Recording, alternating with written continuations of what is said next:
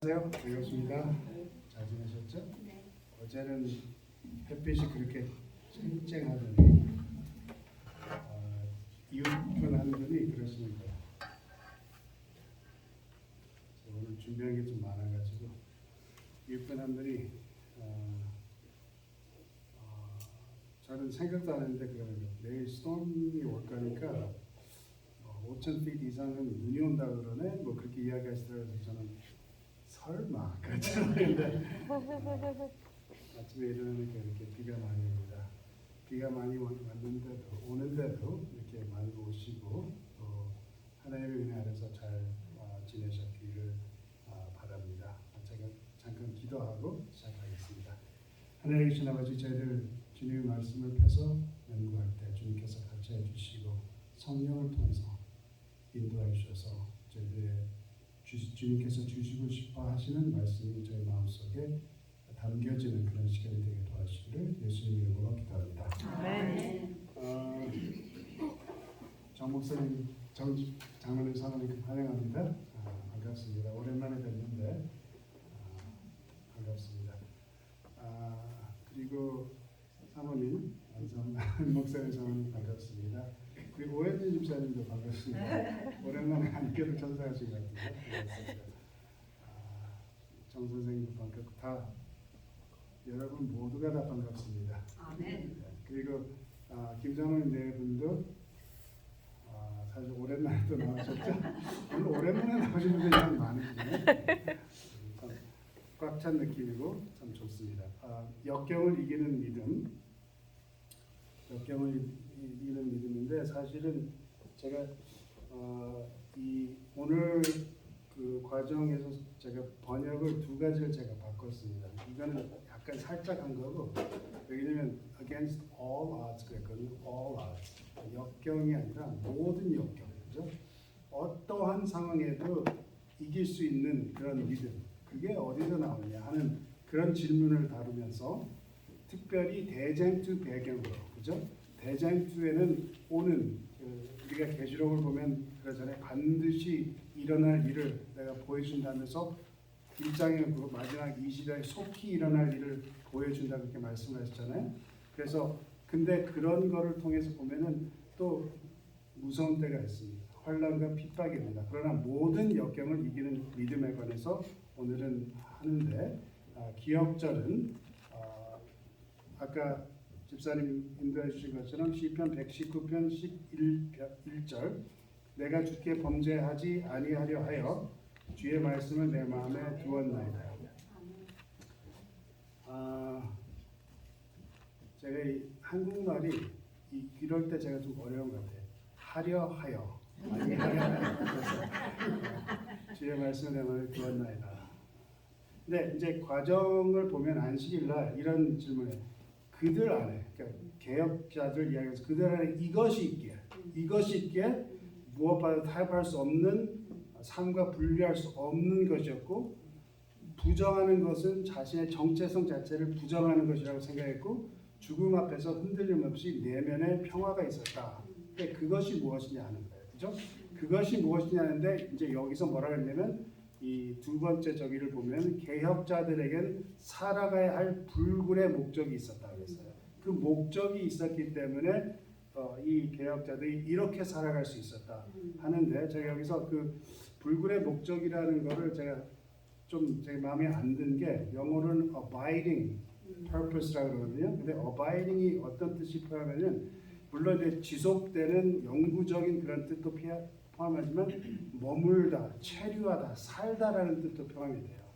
그래서 제가 이게 오히려 abiding이 이게 상당히 마음에 든 이유는 지속적인 목적이 우리 안에 거하면, 즉 지속적인 목적이 우리와 같이 하면 그게 이제 사람을 64페이지 보면 두 번째 문장 사람을 변화시키는 성경의 가르침, 그게 만약에 지속되는 목적이 된다면 그러면 어떻게 삶의 진정한 목적과 참된 의미를 위해 기초를 제공하는지 살펴볼 것이다.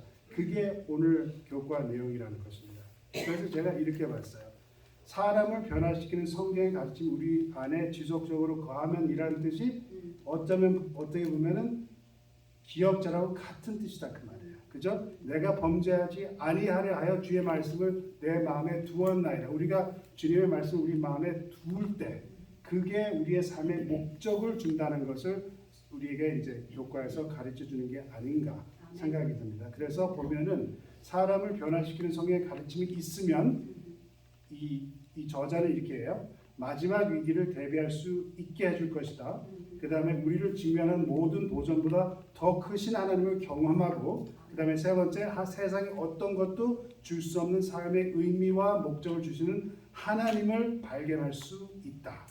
이것이 이제 그 우리 마음에 주님의 말씀 우리의 마음에 가득 이렇게 담궈두고 그 다음에 그게 우리와 같이 거할 때 그 어바이드라는 그 표현이 해 넘어가는 그 참여 아시죠? 그때 뭐라 해요? 주님 뭐라 그래? 끝에 가서 갭소서 그죠? 함께 하소서. 그게 만약에 사람을 변화시키는 성경의 가르침이 우리와 끝까지 함께 하시면 주의 말씀 우리 마음에 담궈두면 이러한 세 가지를 우리가 할 수 있다는 것을 저자가 지금 이야기하고 있는 것입니다. 그래서 이제 에베소서 이거는 제가 지금까지 저는 교과를 할 때 교과 내용에서 이렇게 벗어나지 않으려고 해요. 저자의 그 뜻에 충실하려고 노력을 하는데 제가 이 성경 구절을 제가 삽입했습니다. 에베소 6장 11절 13절 마귀 그다음 16절 17절까지 보겠습니다. 마귀의 계계를 능히 대적하기 위하여 즉 대쟁터에서 승리하기 위하여 하나님의 뭐래요? 전신갑주를 입으라.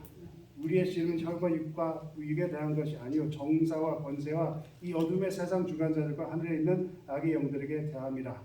그러면서 그러면 하나님의 전신갑주를 입으라 하면서 17절에 뭐라 하냐면 구원의 투구와 성령의 검 곧 뭐래요? 하나님의 말씀을 가지라. 이게 근본적인 지금 그 저자가 이야기하는 그 바탕의 사상이 아닌가 생각이 아닌가 말씀드리고 싶습니다. 그러면서 저자가 이렇게 안식일 오후에 이 기반을 닦아놓은 다음에 그 다음에 뭐라 그러냐면 일요일에 가서 오직 성경이다 그렇게 이야기를 해요.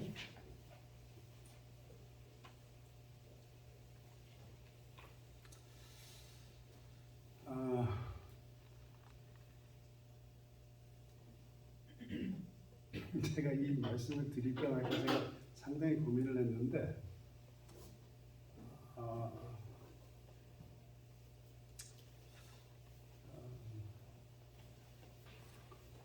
하나님께서 하라고 하시면 제가 나중에 하겠습니다. 오케이. 그래서 이제 오직 성경이라 하면서 이분이 이제 저자가 예를 들면서 이제 다윗은 하나님을 말씀을 어떻게 대했는가, 즉 그 말은 다윗을 예를 들어서 성경 시대 믿는 자들은 하나님의 말씀을 어떻게 대했는가 하는 질문을 하고 그 다음에 이 말씀이 종교 개혁자들에게 어떤 영향을 미쳤으며 그다음에 우리 삶에는 어떤 영향을 미치고 있는가 하는 이 세 가지 질문을 이 오직 성경을 다루면서 지금 어떻게 대했고 어떻게 대해졌고 우리는 어떻게 접하는지 그런 거를 생각하는 그 주제를 가지고 이야기를 했습니다. 그래서 이제 대표적으로 다윗의 글은 시편 119편 기억절이 나온 그 시편 119편에서 네 구절을 뽑았습니다. 주의 말씀의 맛이 내게 어찌 그리 단지요 내 입에서 꿀보다 더하나이다. 주의 법도로 인하여 내가 명철케 되었으므로 모든 거짓 행위를 미워하나이다. 그다음에 142편 내가 새벽 전에 부르짖으며 주의 말씀을 바라싸우며 사람이 많은 탈취물을 얻은 것처럼 나는 주의 말씀을 즐거워하나이다.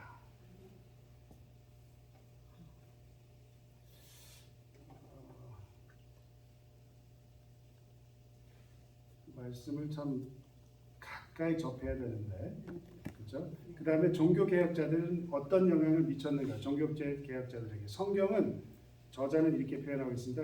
그 사람들의 신앙의 근본이며 가르침의 본질이었다 이렇게 이야기합니다. 그들은 성경이 성령의 감동으로 된 살아있고 항상 하나님의 말씀인 것을 이해했다. 그들은 그 모든 말씀을 소중히 여겼다. 그들은 성경을 읽고 그 약속을 믿으면서 믿음이 강해지고 새로운 용기를 가지게 되었다. 혹시 손을 들이실 필요는 없고 성경 통독을 안 해보신 분이 계십니까? 혹시 안 해보신 분이 계십니까?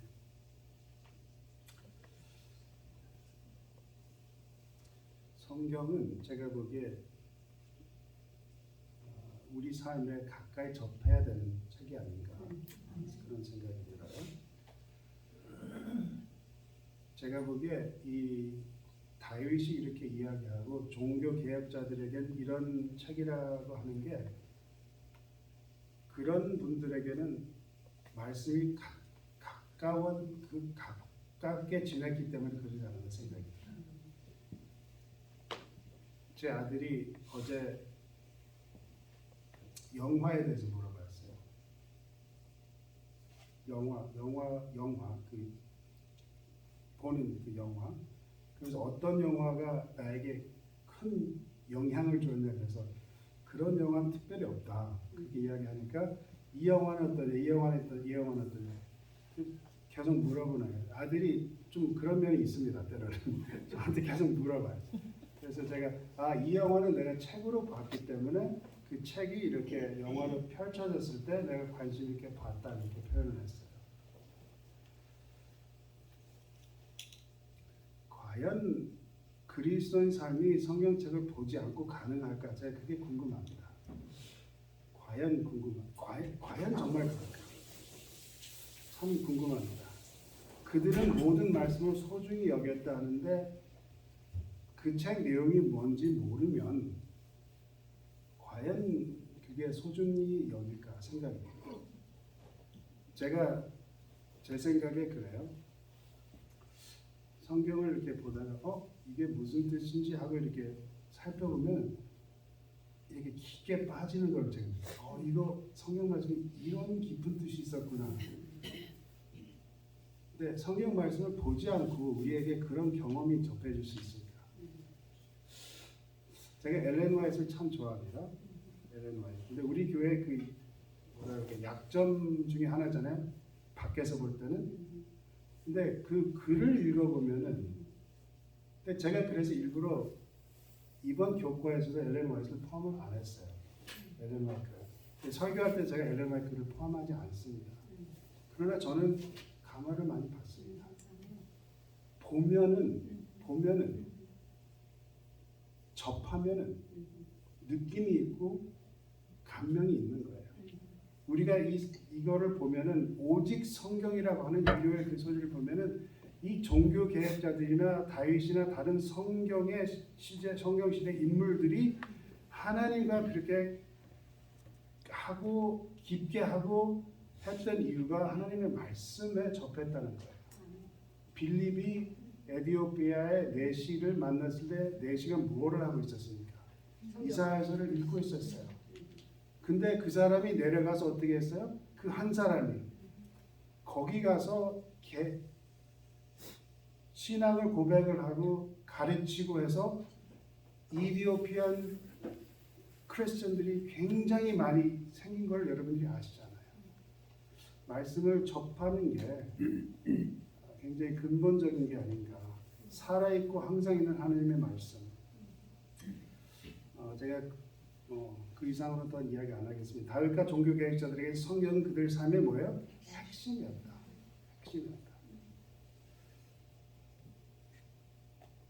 설교 말씀 듣고 과정 공부하고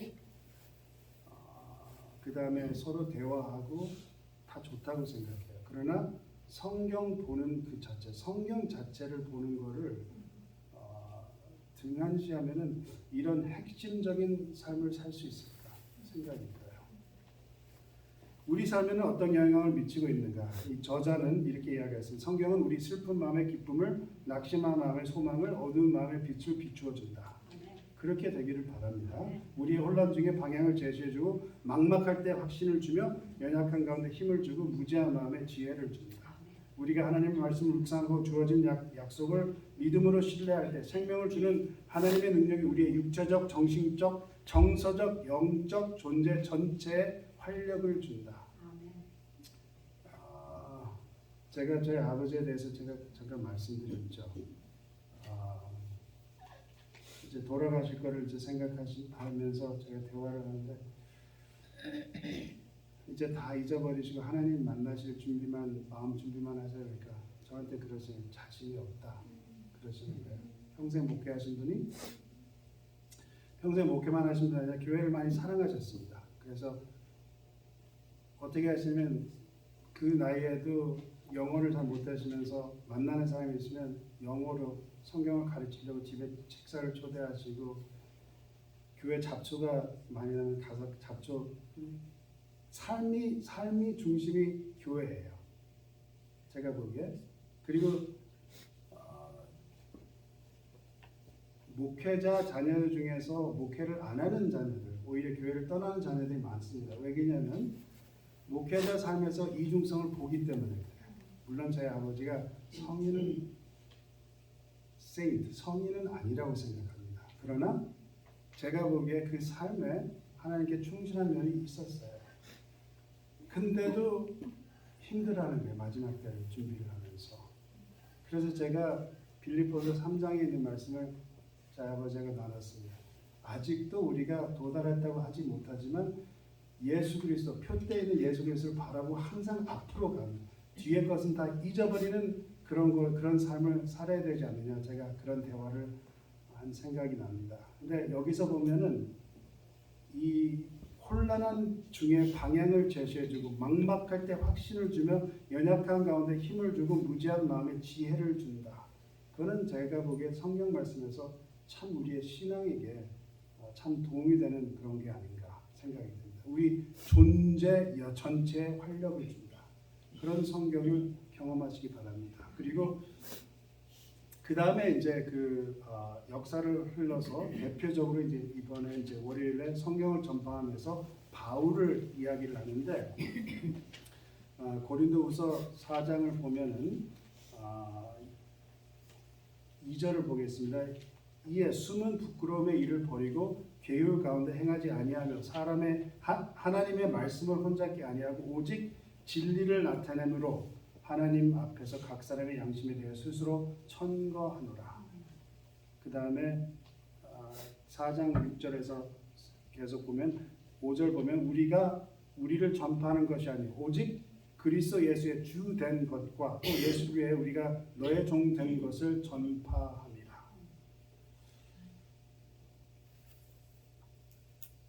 책을 읽지 않고 소개된 분을 잘 알지 못하면서 이게 우리가 이렇게 할 수 있는지 궁금합니다. 그 다음에 항상 우리를 그리스도 안에서 이기게 하시고 우리로 말미암아 각자에서 그리스도를 아는 어떻게 해요? 냄새를 나타내십니다. 근데 가까이 접하지 못하고는 냄새가 날 수가 없다고 생각해요. 그렇죠? 제가 오늘 계속 채찍 드리는 말씀을 드리는데 어쨌든 그래서 바울의 고백은 어떤 고백이냐면 우리는 진리를 거슬러 아무것도 할 수 없고 오직 진리를 위할 뿐이다 라고 고백을 하는데 그게 어떤 면에서 보면 그 abiding presence, abiding purpose, 그러니까 아까 불굴하는 목적 아니면 지속해서 우리 안에 살아있는 목적을 이야기하는 게 아닌가. 오직 진리를 위할 것. 근데 이 종교 개혁자들 중에서 이런 목적을 가지고 산 사람들이 있다고 지금 저자는 우리에게 이야기하고 있습니다. 그래서 지금 그 사람 중에 한 사람이 어떤 사람이냐면 윌리엄 틴달이라고 위클리프가 우리가 지난주에 위클리프가 성경을 어떻게 했어요? 번역을 했죠. 번역을 했지만 틴달을 보니까 약간 좀 여기는 보니까 이걸 좀 더 향상시킬 수 있다 생각해서 번역을 했습니다. 근데 이 저자는 뭐라고 하냐면 윌리엄 틴달에겐 이것이 가장 큰 소망이었다는 거예요. 그러니까 어떤 면에서 보면 지속적인 살아있는 목적이었다 그 말이죠. 그렇죠? 그래서 정확하고 읽기 쉬운 성경 번역본을 만들어서 출판을 했는데 결과로 어떻게 됐어요? 목 졸리고 죄송해요. 오타가 있네. 목 졸리고 화형대에 불태웠습니다. 목 졸리는 거에 모자라서 그래서 목 졸린 다음에 불까지 태워버렸어요. 근데 4년 후에 어떤 일이 일어났어요? 킹제임스 역이 이루어지고 그 다음에 틴델 그 역이 2011년도에 10억 부까지 팔렸다고 이렇게 이야기를 하고 있습니다. 이 말씀의 전파함에 온 몸을 담근 근데 제가 참 그런 걸 잘 못해요. 제가 저하고 같이 목회를 하다가 변호사 법대를 갔는데 그 친구 스타일은 그래요. 그 친구 스타일은 뭐를 하면 그냥 집념을 해서 하고 가족이나 이런 걸 그냥 어떤 면에서 보면 방치하는 건 아닌데 그래도 이렇게 좀 자기 일에 좀 몰두하는 그런 스타일인데 저는 그렇게 못해요. 이렇게 살펴도 돼야 되고 이거 돼야 되는데 근데 그 친구가 보니까 어느 그 정부 지금 연방정부 기관 차관까지 올라갔더라고요. 차관까지 우리 재림교회인데 그래서 제가 그걸 보고 이 목적을 가지고 온몸을 이렇게 던지는 게 윌리엄 텐들이라는 사람이 대단한 사람이었습니까? 아니라고 생각해요. 저는 그 사람은 딱 한 가지 목적이 있었어요. 성경을 남들에게 전해야겠다.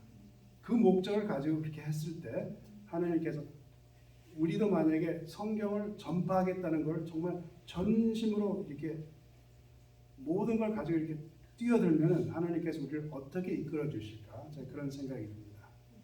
그 다음에 이제 저자가 계속해서 이야기를 하는 게 성령의 깨우치심으로 이게 그냥 이루어지는 게 아니라 성령의 깨우치심으로 그러면서 이제 요한복음 14장, 16장 그 다음에 이제 베드로후서 1장에 있는 말씀 보고 우리에게 가르쳐 주시는데 요한복음 14장 25절 26절 이야기를 하실 때 내가 아직 너희와 함께 있어서 이 말을 너희에게 하였거니와 보혜사 곧 아버지께서 내 이름으로 보내실 성령 그가 너희에게 모든 것을 가르치시고 내가 너희에게 말한 모든 것을 생각나게 하시리라. 지금 이게 우리가 보통 성경을 볼 때는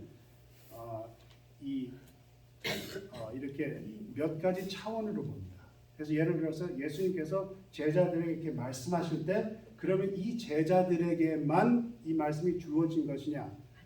사람들은 그렇게 해석하지 않고 이 제자들에게 말씀하신 그런 것들이 차세대에 믿는 자들에게도 같이 적용이 된다 그렇게 이야기를 해요.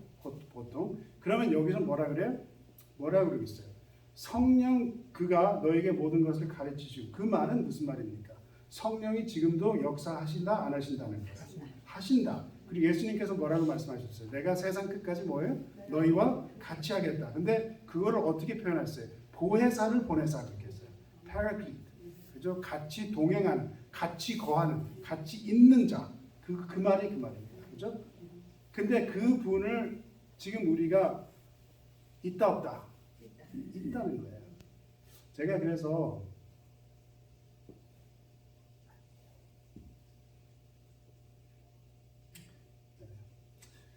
그래서 이제 또 이제 성경을 해석하는 원칙에서 베드로후서에서 보면은 먼저 할 것은 경의 모든 예언은 사설을 풀 것이 아니니 예언은 언제든지 사람의 뜻으로 낸 것이 아니요 오직 성령의 감동하심을 입은 사람들이 하나님께 받아 말하는 것입니다. 그래서 성경을 해석하는 원칙은 이 저자는 이렇게 이야기하고 있습니다.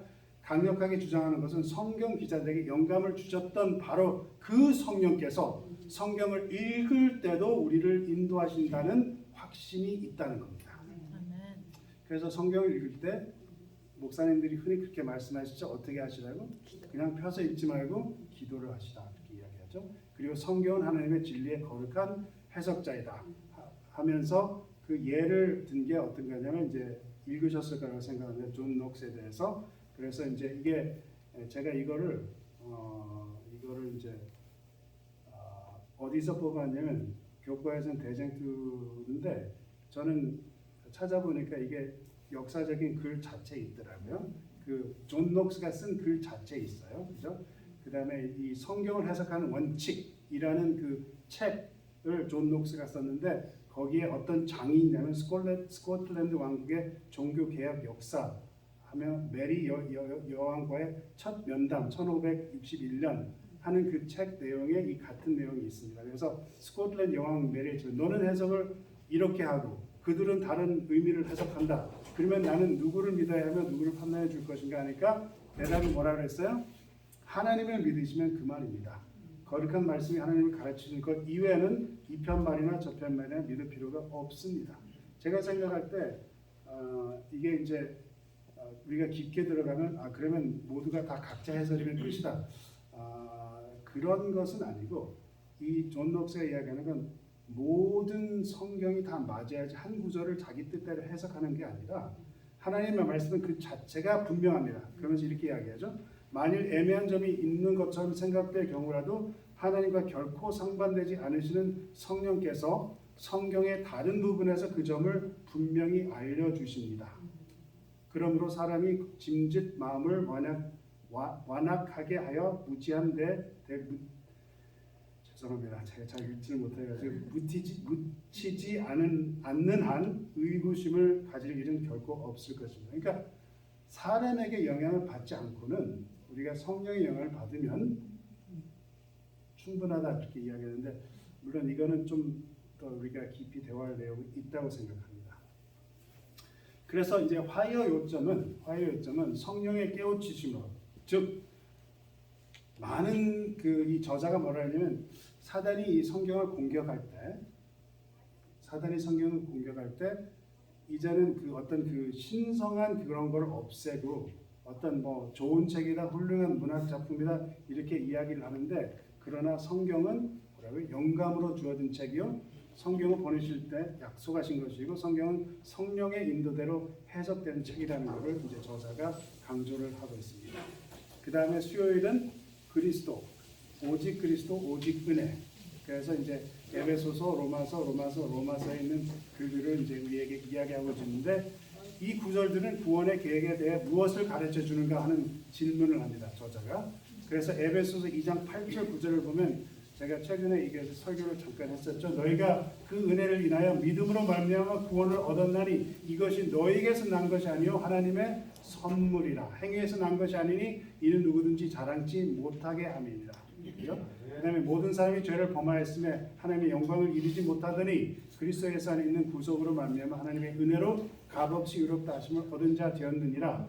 죄의 삭은 사망이요 하나님의 은사는 그리스도 예수 우리 주 안에 있는 영생이라. 우리가 아직 죄인 되었을 때 그리스도께서 우리를 위하여 죽으심으로 하나님께서 우리에게 대한 자기의 사랑을 확증하셨느니라. 그러면 이제 우리가 그 피를 인하여 의롭다 하심을 얻었은즉 더욱 그로 말미암아 진노하심에서 구원을 얻을 것이니 곧 우리가 원수 되었을 때 그 아들의 죽으심으로 말미암아 하나님으로 더불어 화목되었은즉 화목한 자로서는 더욱 그의 살으심을 인하여 구원을 얻을 것입니다. 제가 참 마음에 안 듭니다. 왜냐면 아니 여러분 반응이 마음에 안 든다는 게 아니라 이 말씀 하나하나 이렇게 살펴보면서 깊이 들어야 되는데 이렇게 막 따발총처럼 읽어가지고 넘어가니까 참 마음에 안 들어요. 그래서 이 구절들은 구원의 계획에 대해서 무엇을 가르치냐 하면은 어떤 것을 가르치면 하나님의 구원은 선물로 주셨다.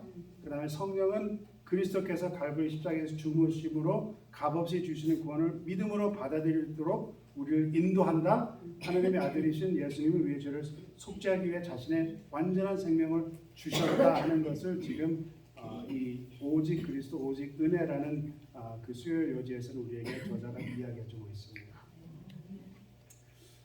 지금까지 계속해서 제가 이렇게 묶어오면은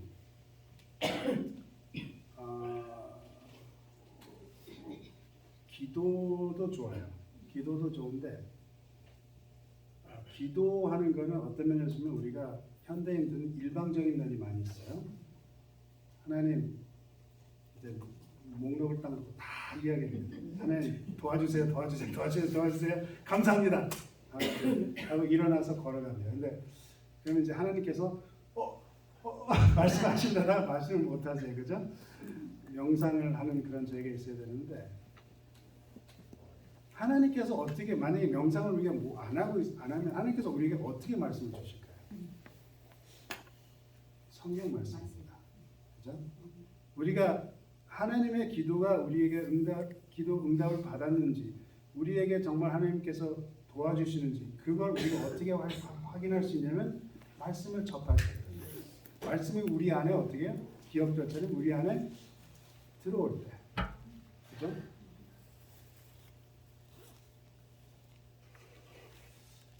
성경을 접하는 게 참 중요하다고 생각합니다.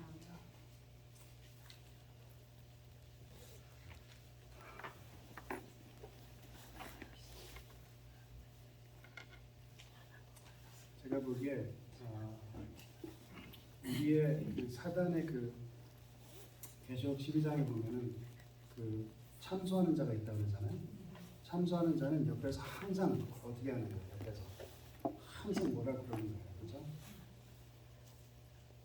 참소하는 자가 항상 있다고 해요. 근데 그 참소하는 자의 속삭임을 들으면 약해집니다.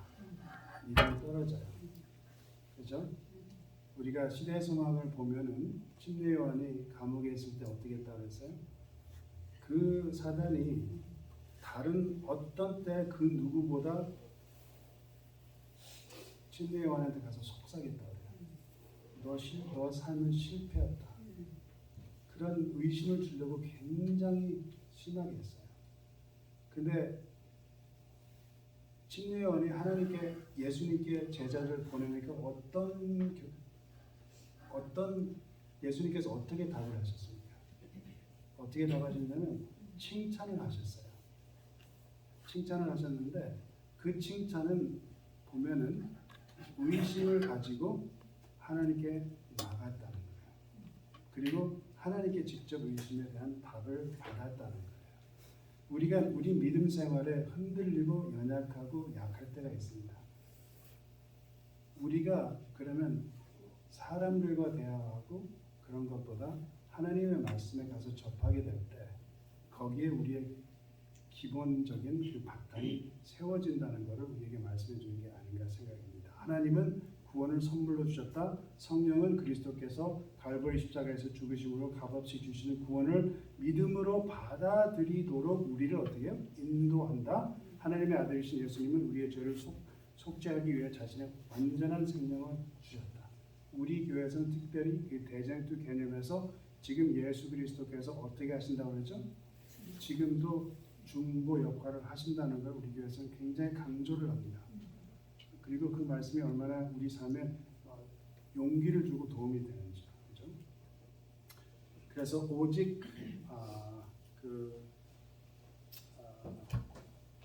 이건 넘어가겠습니다. 좀 읽기가 좀 많기 때문에. 근데 여기서 이제 그 하이라이트를 하면 이 저자는 이렇게 이야기하고 있어요.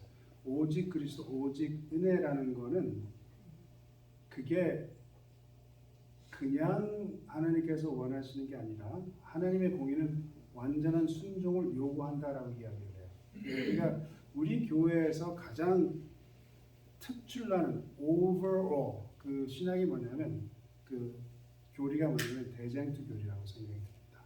대쟁투 교리에 안식이나 이런 모든 게 다 엮여질 수 있는데 근데 거기서 제일 초점이 가장 원시점 시발점이 뭐냐면 하나님의 공의는 완전한 순종을 요구한다. 그거에 대한 쟁점이잖아요. 그런데 저자는 이렇게 이야기해요. 그리스도의 완전한 생애는 우리의 불완전한 생애를 대신한다 하고 하나님의 율법은 그것을 범한 우리에게 영원한 죽음을 선고한다. 그러나 그리고 죄된 선택을 통해 우리는 우리 삶에 대한 하나님의 이상에 이르지 못하였다. 그리고 우리는 죄를 지었고 우리 자신으로서는 거룩하신 하나님의 공의롭고 의로운 요구를 충족시킬 수 없다. 이게 다 우리가 이해하는 점입니다. 그래서 그 결과는 뭐예요? 우리의 영원한 죽음을 맞이할 수밖에 없다. 그렇지만 뭐가 있어요? 좋은 소식입니다. 지금 저자가 이야기합니다. 사도 바울은 죄의 싹은 사망이요 하나님의 은사는 그리스도 예수 우리 주 안에 있는 영생이라고 확신을 준다. 사도 바울이 아니라 하나님께서 주신 거죠. 구원은 은혜로 주시는 선물이며 행위로서 그것을 얻을 수 없다. 복음에 분명한 한 가지 진리가 있다면 그것은 우리 자신의 힘으로는 구원을 얻을 수 없다는 것이다. 근데 그게 좋은 소식입니까? 나쁜 소식입니까? 왜 좋은 소식이에요? 우리는 할 수 없기에, 그죠? 우리 자신의 힘으로 구원을 얻을 수 없다는 것이다가 참 복음인 것입니다. 우리가 생각할 때 왜 못할까 그렇게 생각할 수 있지만 복음인 것입니다. 그래서 종교 개혁자들은 오직 그리스도, 오직 은혜를 얘기했을 때 오직 그리스도만이 구원의 근심, 그 근원이심을 발견했다. 루터가 그리스도의 구원하시는 은혜에 대한 기별을 전하기 시작한 것은 그때부터였다. 루터에 대해서 읽으셨죠? 질문 있거든요. 시간 때문에 제가 시간 때문에 마친 다음에 장로님과 개인적으로 대화하겠습니다. 아니면 그룹에 필요하던 질문이라고 생각하세요? 괜찮으세요? 그럼 개인적으로 대화하겠습니다. 그래서 이제 루터가 구원에 대해서 기별을 전하기 시작한 전 그때 자기가 그리스도만이 구원의 근원이라는 걸 깨달았을 때 그때 이제 전하기 시작했다고 그랬죠. 삶을 변화시키는 마음에서 우러난 기별을 듣기 위해 군중들이 구름처럼 몰려들었다. 그의 말씀은 메마른 광야같이 삶에 주어진 한 모금의 시원한 냉수 같았다. 제 생각에 이 종교개혁자들의 역할이 참 중요한 그런 것이 아니었나 생각이 듭니다. 사람들은 중세교회 전통이 얽매여 있었고 영적인 생명이 없는 수백 년 전 예식에 속박되었다. 그런데 어떻게 인류를 구원하시고자 하는 하나님의 열망은 그를 감동하게 했다. 그래서 이제 루터는 그리스도의 십자가에서 죽으심이 모든 인류를 구속하기에 충분한 것을 발견했다. 그래서 이제 제가 하나 인용한 게 시대의 소망입니다. 그리스도께서는 우리로 당신의 받으실 만한 대접을 하기 위하여 우리가 받아야 할 대우를 받으셨다. 성경이죠. 이사야서. 그리스도께서 당신과 아무 상관이 없으신 우리 죄를 인하여 정죄함을 받으신 것은 우리가 아무런 공헌도 한 바 없는 당신의 의로 의롭다 하심을 받게 하시기 위함이었다. 참 좋은 말씀입니다. 그렇기 때문에 제가 엘렌 화이트를 참 감사합니다. 그래서 이제 이제 믿음의 열매, 이제 순종입니다. 그러면 지금 저자가 이렇게 이야기하는 거예요. 이 종교 개혁자들의 중심이 무엇이었느냐, 목적이 무엇이냐, 그들 마음에 거하는 지속적인 목적이 무엇이었느냐, 성경의 가르침에 따라서 했다는 말이에요. 그렇죠? 그리고 그 가르침에 따라서 성경을 전파도 했고 그 가르침을 위해서 목숨도 바쳤고, 근데 만약에 그 말씀이 우리 속에 거하면 그러면 무엇이 결과가 되어야 되냐 하는데 순종, 믿음의 열매라고 이렇게 이야기를 하고 있습니다. 그래서 로마서 3장, 6장, 8장 그래서 어떤 거를 가르치느냐 하는데 로마서 3장을 보면 이런 말씀입니다. 그런즉 자랑할 때가 어디뇨? 있을 수가 없느니라.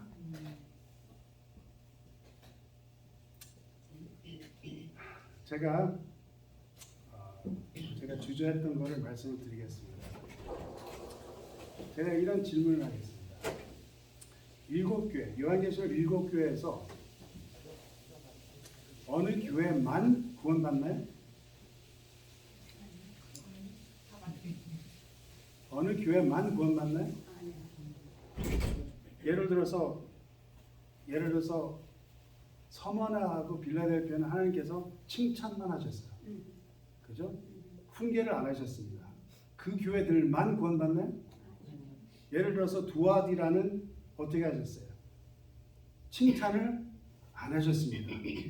그럼 두아디라 교인들은 구원을 받지 않나요? 어떻게 생각하세요? 아니, 여러분들 생각을 말씀해 주세요. 어떻게 생각해요? 두아디라 교인들은 교회에서는 구원받는 사람이 없었나요? 있어요. 다는 아니지만 있어요. 다는 아니지만 있어요? 재림교회 밖에 구원이 있나요? 네. 이거를 우리가 확실하게 해야 됩니다. 우리가 매우 조심스럽게 해야 돼요. 제가 이 교과를 준비하면서 제가 이 저자분이 지금 유튜브에 올려놔요. 수요일마다 이분이 올려놓습니다. 이 교과 풀이를 해서 마크 필리 목사님이 풀이를 하시는데 잠깐 멈추시면 그러시는 거예요. 조심해야 된다.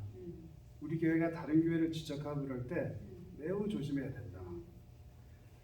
로마서 3장 27절의 그 말씀이 제 생각에 우리 마음에 다 담겨져야 된다고 생각합니다. 그런즉 자랑할 때가 어디뇨? 있을 수가 없느니라. 제7의 안식일 예수일의 교인들이 자랑할 때가 없다고 생각합니다. 하나님의 은혜라고 생각해요. 기별자로서 우리에게 구원이 주어진 게 아니라 우리에게는 기별이 주어진 거예요.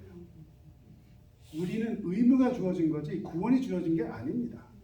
만약에 우리가 제7안식 예수조림교회에 구원이 주어졌다고 이야기하면 이스라엘 백성들이 아브라함 자손에 구원 주어졌다는 그 자부심과 같은 거예요. 조심해야 됩니다. 그런즉 자랑할 때가 때가 있느뇨 어디뇨 있을 수 없느니라. 무슨 법으로냐 행위로냐 아니라 오직 뭐예요? 믿음의 법으로입니다.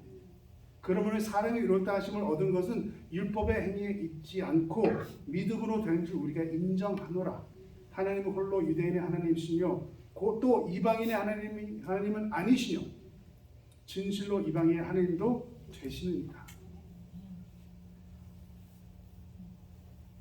할례자도 믿음으로 말미암아 또는 무할례자도 믿음으로 말미암아 의롭다 하신 하나님은 한 분이시니라. 그런즉 우리가 믿음으로 말미암아 율법을 폐하느냐 이게 저자의 쟁점입니다. 그럴 수 없느니라.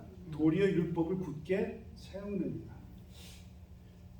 제가 보니까 제 아들을 키워보니까 사랑에 대해서 부모의 사랑에 대해서 깨닫지 못했을 때는 말을 해도 잘 안 들어요. 그렇죠?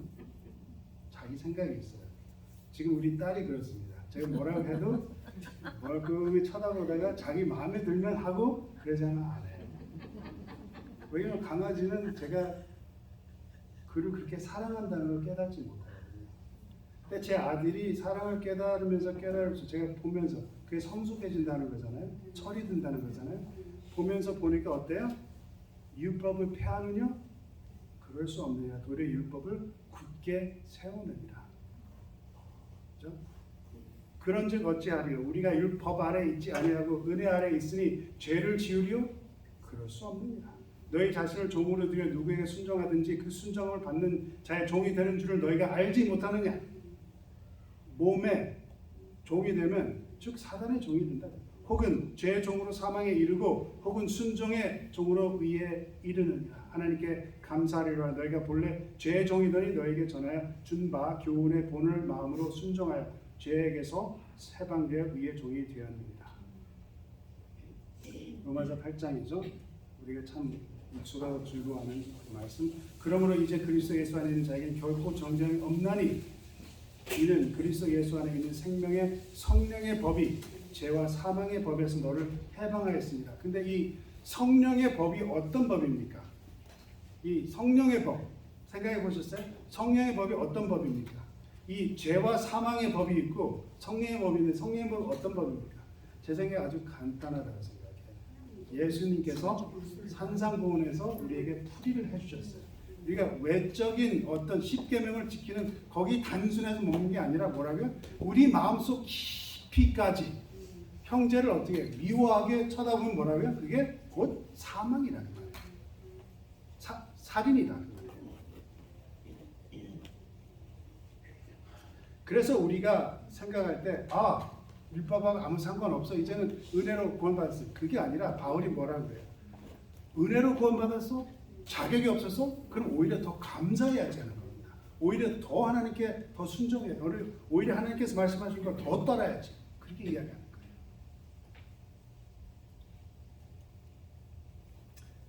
이게 이 말씀에 제가 이 저자가 쓴 말씀 중에 제가 참 마음에 들었습니다. 이 로마서 3장 이 믿음의 열매를 이제 요약을 하면서 이 저자가 이렇게 이야기해요. 루터 시대 교회에는 새로운 바람이 불고 있었다. 수만 명의 사람들이 죄 많은 자신을 바라보는 대신에 예수님을 바라보라는 가르침을 받았다. 이들이 자신의 모습을 바라봤을 때는 의심할 여지 없이 낙담할 일들만 있었다. 그죠? 오늘날 이 같은 경험을 하지 않는 신자가 어디 있겠느냐? 지금도 있다 그러는 거예요. 그렇기에 우리는 다른 무엇보다 예수님을 바라보아야 된다 하면서 기억절처럼 그 말씀을 우리가 마음에 담아야지 이런 것이 일어난다는 걸 우리에게 지적해주고 있는 것입니다. 하나님의 은혜는 우리를 변화시킨다. 존 웨슬리가 런던에서 열린 모라비아 교도의 모임에 참석한 어느 날 그는 루터의 로마서 서론을 읽는 것으로 들으며 전율했다. 몸의 전율, 그 Aldersgate Experience라고 그러죠. 존 웨슬리 그 Aldersgate Experience를 읽어보시면 굉장히 감명을 많이 받습니다. 이 전율을 느끼면서 우리가 믿음은 우리가 이런 어떤 그 느낌, 필링으로 하는 게 아니지만 이런 걸 느끼면 참 우리에게 참 도움이 된다고 생각을 해요. 그는 태어나서 처음으로 복음을 이해하기 시작했다. 무언가 내면에서 꿈틀거렸고 웨슬리는 자신을 위해 생명을 주신 그리스도에게 기이하게 끌리는 것을 느꼈다.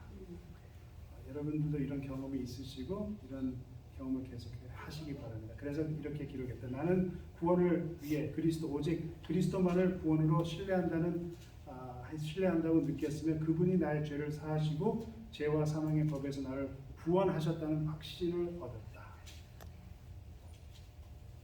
약간 제가 아쉬운 게 약간 로마서를 읽으면서 그랬다 하는 게 아니라 로마서 서론을 읽으면서 그랬다는 제가 약간 좀 실망해요.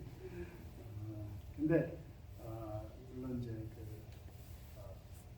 로마서에 대한 해석을 이제 이해를 했을 때, 로마서를 잘 이해를 했을 때 정말 구원의 확신을 느꼈다고 그러는 그 말씀이기 때문에 도움이 된다고 생각합니다.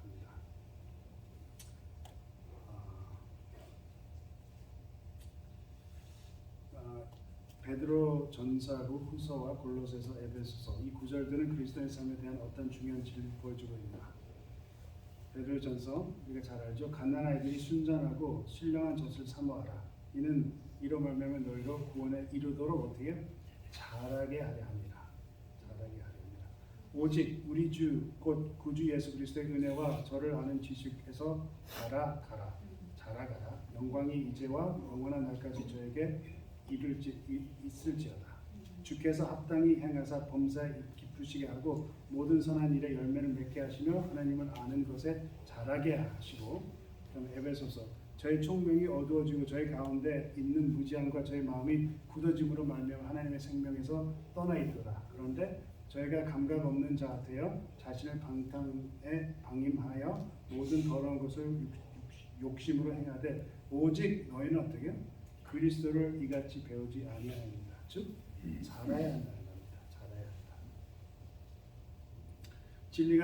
진리가 예수 안에 있는 것 같이 너희가 과연 그에게서 듣고 또한 그 안에서 가르침을 받았을진데 너희는 유혹에 욕심을 따라 썩어져 가는 구습을 쫓는 옛 사람을 벗어버리고 오직 성령으로 새롭게 되어 하나님을 따라 의와 진리의 거룩함으로 지으심 받은 새 사람을 입으라.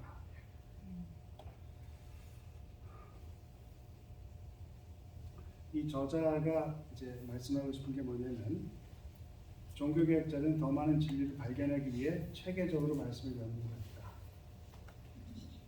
그들은 항상 현상 유지 상태를 답보하거나 성장이 거의 없거나 멈춰버린 경직된 종교 경험에 만족하지 않았으며 그리스도를 더 잘 알고자 끊임없이 갈망했다. 중세시대에 성경을 믿었던 많은 그리스도인들은 그들의 헌신에 따르는 엄청난 대가를 치러야 했다. 그들은 고문, 투옥, 추방 그리고 처형을 다했다. 재산을 몰수당하고 집이 불탔으며 경작지가 짓밟히고 가족들이 핍박을 받았다.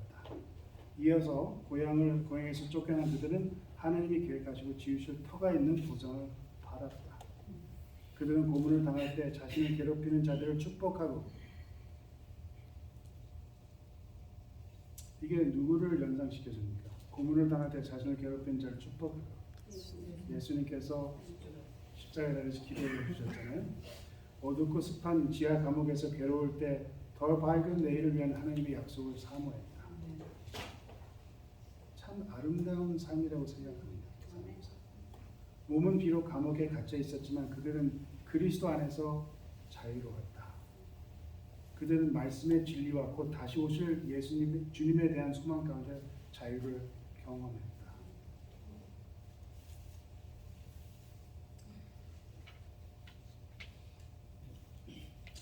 제가 전에 예를 한번 드렸었는데 기억하실지 모르겠어요. 시간이 다 됐는데, 네. 특별히 중요한 게 아니니까 넘어가겠습니다. 얘가.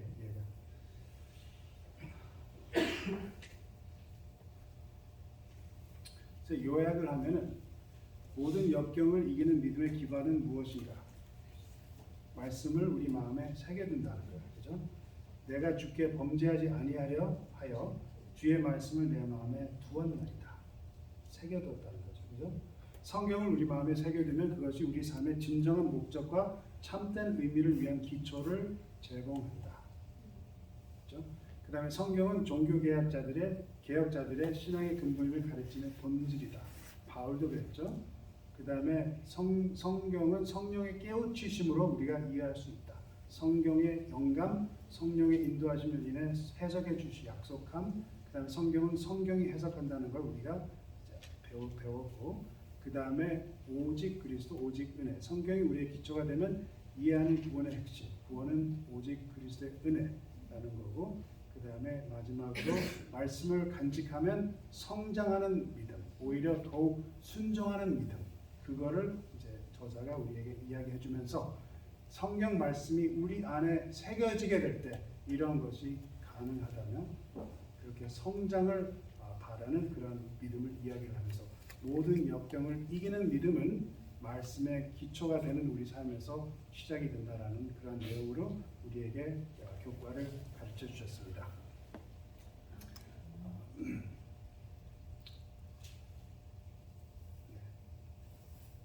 오늘은 여기까지 하겠습니다.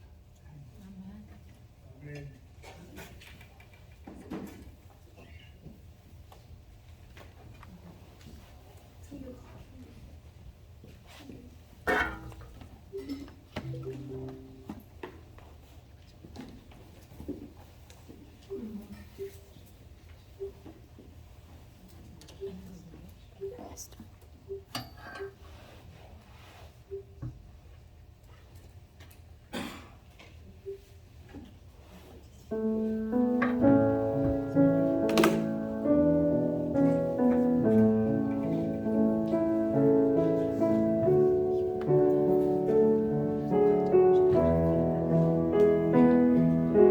글로벌 미션의 선교사들은 지역사회로 들어가서 사람들을 만나고 그들의 필요를 채워주며 제자를 삼는 복음 사역의 최전선에서 일하는 이들입니다. 이들이 예수님의 복음을 전하기 위해 새로운 영역에 진입할 때에는 종종 도전과 편견에 직면하곤 합니다. 네팔에서 사역하는 하리도 이러한 개척 선교사입니다. 사람들은 우리를 신뢰하지 않아요. 우리가 방문하는 것을 달갑게 여기지 않지요. 심지어는 가족들도 우리의 신앙을 비웃고 우리가 타락했다고 말했어요. 하리는 이런 편견과 어려움을 이겨내기 위해 기도했고 간단한 노력을 통해 지역사회에 더 가까이 다가갈 수 있다는 것을 깨달았습니다. 처음부터 하나님의 말씀을 전하면 사람들은 우리의 말을 듣지 않아요. 따라서 먼저 그들을 도울 수 있는 기회를 찾아야 합니다. 질병과 아픔이 있는 이들을 병원에 데려다주고 어린 자녀들을 위해 먹을 것을 주고 부재 중일 때 집을 돌봐주는 등 그들의 필요를 채워주어야 합니다. 하리의 선교지는 매우 넓습니다. 처음에는 어디서부터 시작해야 할지 몰랐습니다. 하리는 하나님께 기도했고 하나님은 그의 기도에 응답하셨습니다. 자파 지역에서 개척 선교사로 일하던 중 집 상태가 좋지 않은 수레시 버무를 발견했어요. 그에게 그리스도의 복음을 전하고 싶다는 마음이 들었습니다. 처음 수레시는 복음에 대한 관심이 없었습니다. 그의 삶은 술과 도박, 간음으로 인해 혼란스러운 상태였습니다. 한 번은 다른 여자와 함께 있다가 마을 주민에게 발각되어 경찰서로 끌려가기도 했습니다. 사람들은 그에게 그렇게 살 거면 차라리 아내와 헤어지라고 말했지요. 이틀 후 관심이 석방된 수레시는 집으로 돌아가게 되었습니다. 비록 그는 용서를 받았지만 한 번 더 이런 실수를 하면 가족과 모든 것을 잃을 것이라는 경고를 받았습니다. 하리는 이 어려운 시기에 그를 위로했습니다. 수레시는 하리를 통해 하나님의 말씀을 배웠고 교회에 첫 발을 들이게 되었습니다. 1년 후 수레시는 침례를 받고 정식으로 재림 교인이 되었습니다. 이제 수레시의 삶은 변화되었습니다. 변화된 그의 삶을 보고 다른 사람들도 큰 감동을 받았답니다.